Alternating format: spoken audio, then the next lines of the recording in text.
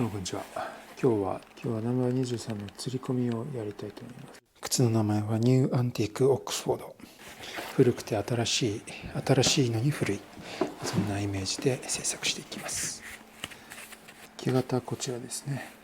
これサイズが、スタンダードラストの 25.5 センチです。紐靴はスタンダードとワイドがありますが、これスタンダードの方ですね。 25.5 センチ、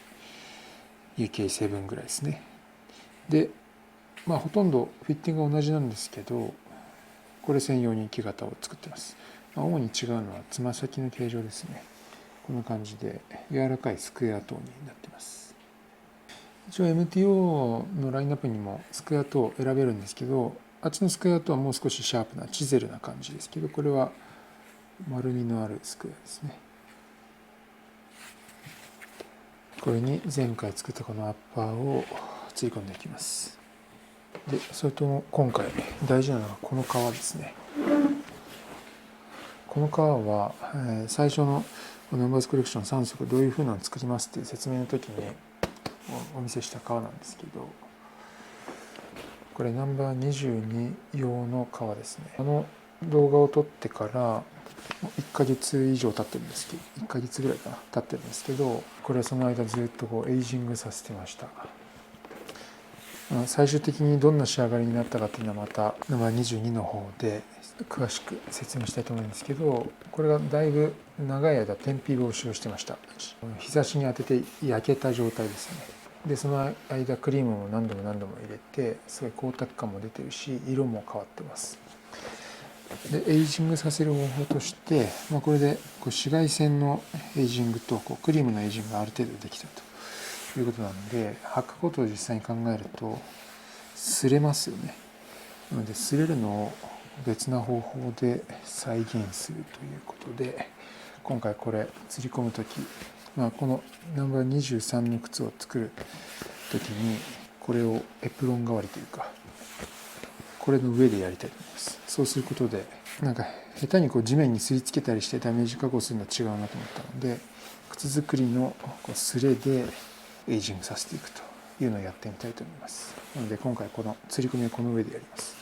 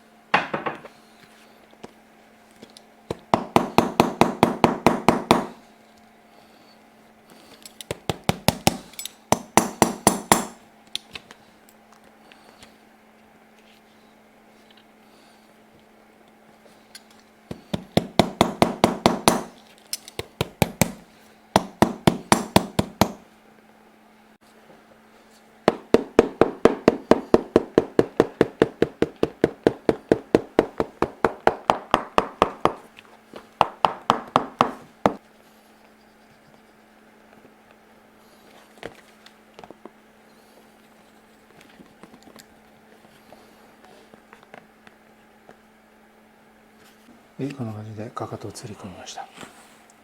かなり汚れに気を使いますね。最終的にこれ染めちゃうんで、今汚れてきても別にどうでもいいっちゃどうでもいいんですけど、なるべく汚れないようにきれいに作っていきます。この新品の状態できれいで、そこからのエイジング加工というところに価値がありますのでね。そしたら次は先芯やっていきます。今ライニング釣り込んだ状態ですね。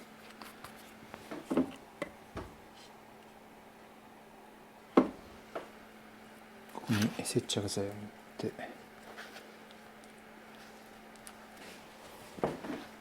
先芯を釣り込みます。この作業中はエイジングの皮は使いません。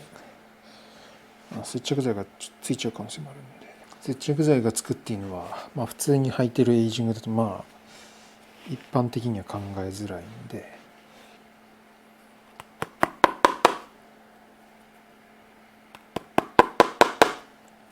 先芯のこの皮は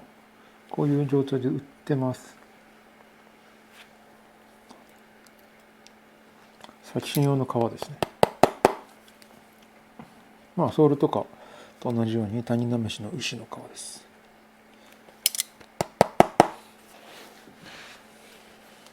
ある程度の先芯の形に加工されています。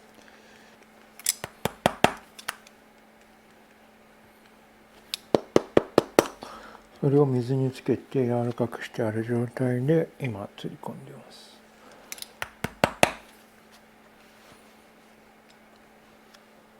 先芯革でやるっていうのは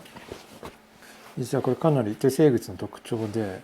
本来はこれもともと昔は革でやってたと思うんですけど、大量生産化によって革じゃない素材を使うことが増えてきたんだと思います。だから一般的に世の中に存在している既成靴で先芯に革を使っている靴っていうのはほぼないんじゃないかと思いますね。この革の代用として使われるのがプラスチックみたいなのだったり不織布みたいなやつだったり何種類かあると思うんですけど、革は何よりもこうやって木型にしっかり沿わせて、そして形状微調整ですね、こう求める細かい立体形状を作っていくことができるので手間はかかるし、材料代も高くなりますが、先芯を革でやるのは非常に重要ですね。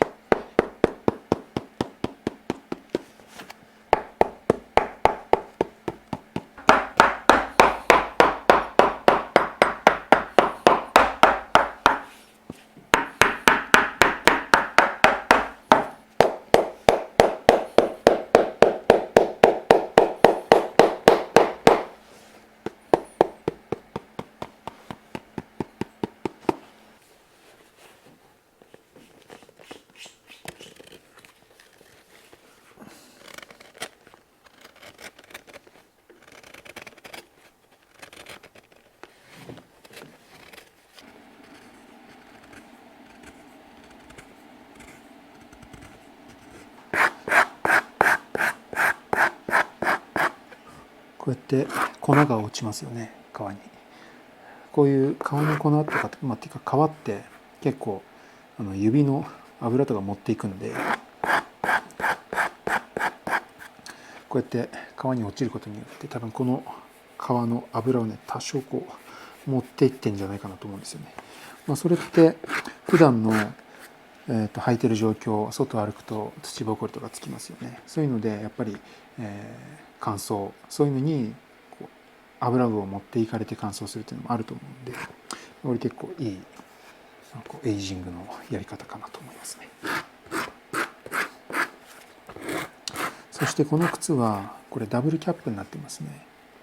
革が二重です。なので普段よりも、この先芯を成形してその後革かぶせた後がこう普段よりもちょっとボリューミーになりますね。なのでその辺もちょっと考えながら先芯の形状を作ります。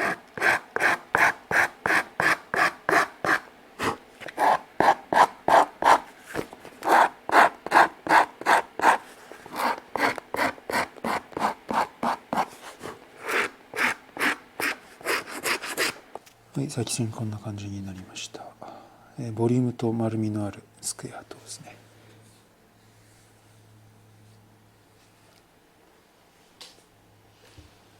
そしたらつま先釣り込んでいきます。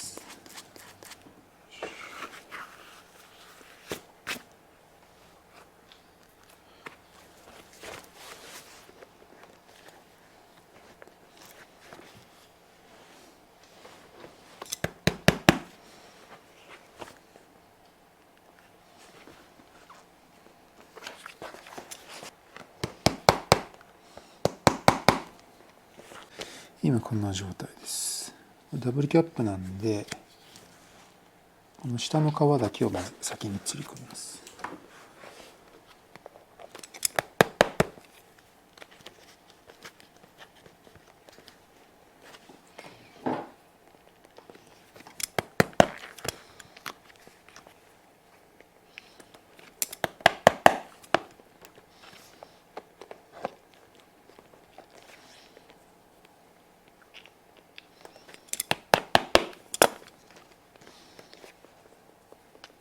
したら次にこの外側のキャップもかぶせます。結構皮が二重になって厚ぼったくなるんで、しっかり叩いて、エッジを出していきます。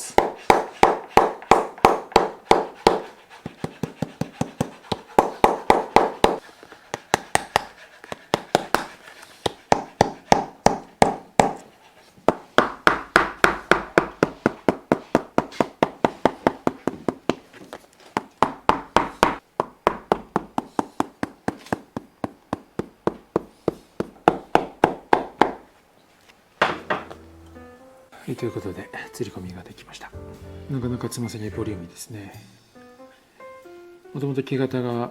少しボリュームのあるスクエア等である上にダブルキャップになってますので結構ボリューミー。狙った形状です。そしてメダリオンも少し大きめでやってるので結構迫力がありますね。そしてこのナチュラルな革めっちゃ綺麗ですね。僕こういう色の靴に結構憧れがあって何足か買って履いたこともあるんですけど、なんかこういう色の靴ってかなり上級者っぽくないですか。なかなか普段そもそも売ってないし履きこなすのもね難しいということで、なんかこれを履くことによって靴好き感がねすごくありますよね。MTO とかビスポークで結構イノシシ柄のナチュラルとかクマ柄のナチュラルの革をオーダーいただくことが多くて、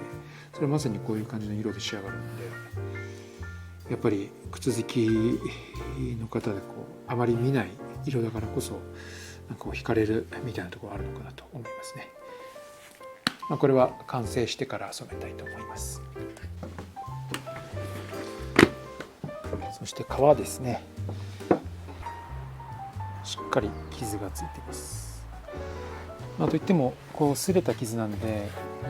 皮が使えなくなるような切り傷とかそういうのではないですね。表面が擦れてます。軽い擦れから結構重い擦れまで、へこみ傷みたいになっているのもあります。でこれは今、履いた状態だと仮定してクリームを塗ります。帰ってきたらクリーム塗りますよね。なのでほこり払って、これはねブーツブラックのリッチモイスチャーってやつ結構塗ってます。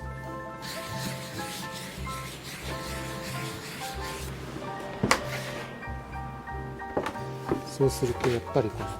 傷が入った部分と入ってない部分はクリームの吸い込み方が違いますね。傷が入ってる部分クリームが染み込みやすくて色が濃くなります。